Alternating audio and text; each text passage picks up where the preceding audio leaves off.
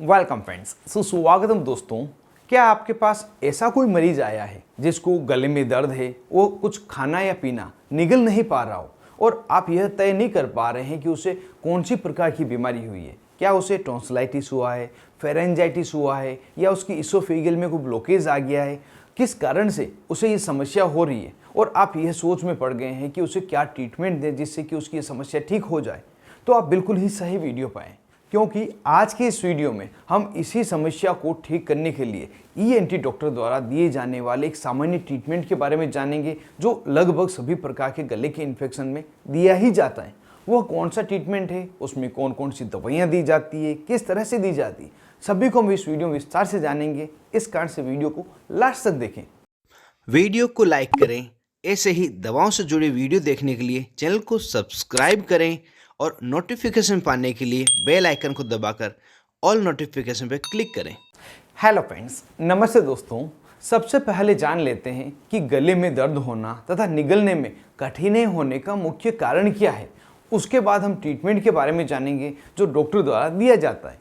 कुछ कारण जिसमें गले के अंदर की तरफ सूजन आ जाना, भोजन नली का संकरा हो जाना, भोजन नली में कुछ रुकावट आ जाना, भोजन नली में ऐंठन स्पास्म आ जाना, गले में इन्फेक्शन हो जाना, पेट में बहुत ही ज़्यादा मात्रा में गैस बन जाना जिसका असर गले तक आ जाता है, और कुछ बीमारियां जैसे कि फेरेंजाइटिस, टॉन्सिलाइटिस, पोरोसाइटिस, लैरिंगोट्रैकिया ब्रोंकाइटिस आदि इनका हो जाना। इन सभी कारणों की वजह से मरीज को निगलने में कठिनाई होने लग जाती है।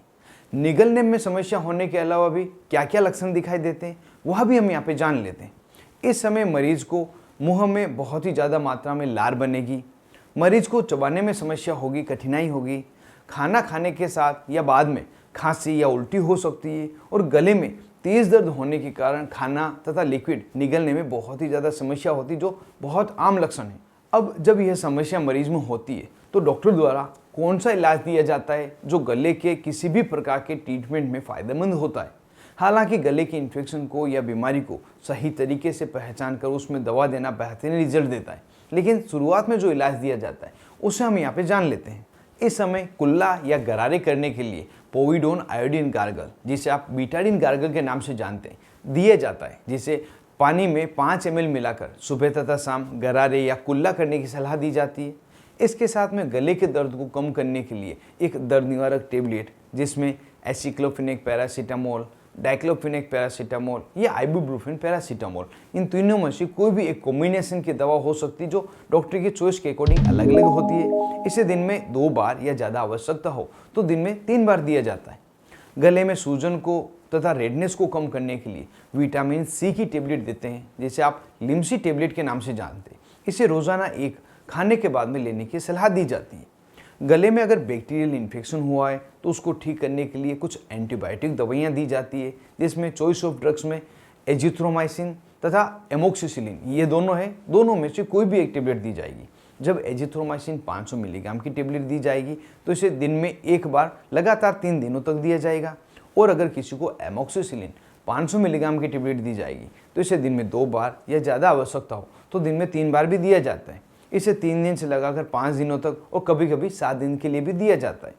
कुछ ट्रीटमेंट मरीज के लक्षण के आधार पर अलग अलग हो सकता है, जिसमें अगर मरीज को खांसी आ रही है तो खांसी को ठीक करने के लिए, गले में इरिटेशन को ठीक करने के लिए एक खांसी की दवा दी जाती है, जिसमें डेक्स्ट्रोमिथोर्फेन, क्लोरफिनेरामाइन मेलिएट कॉम्बिनेशन की सिरप हो सकती है। यह एलेक्स सिरप के नाम से आपको मेडिकल स्टोर पर मिल जाती है। किसी मरीज को अगर पेट में बहुत ही ज़्यादा गैस बनी हुई है, उस कारण से ये समस्या हो रही है, तो उस समय एंटासिड सिरप, जिसे आप डाइजिन के नाम से जानते हैं, 10-10 ml दिन में 3 बार दी जाती है। तथा रेनिटिडीन टेबलेट या पेंटोप्राजोल टेबलेट हमेशा खाने के आधे घंटे पहले एक लेने की सलाह दी जाती है।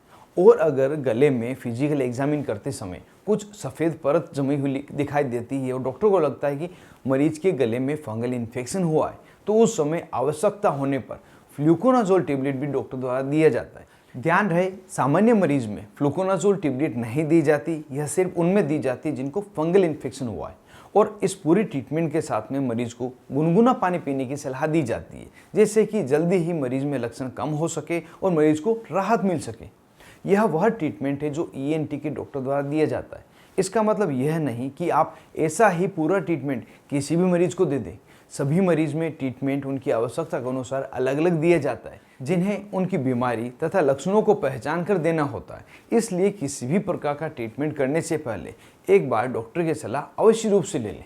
तो इस तरह से आज की इस वीडियो में हमने निगलने में कठिनाई होना, गले में दर्द होना, इन दो समस्याओं को ठीक करने के लिए डॉक्टर द्वारा क्या ट्रीटमेंट दिया जाता है उसके बारे में जाना है। यह वीडियो आपको कैसा लगा मुझे कमेंट बॉक्स में बताएं।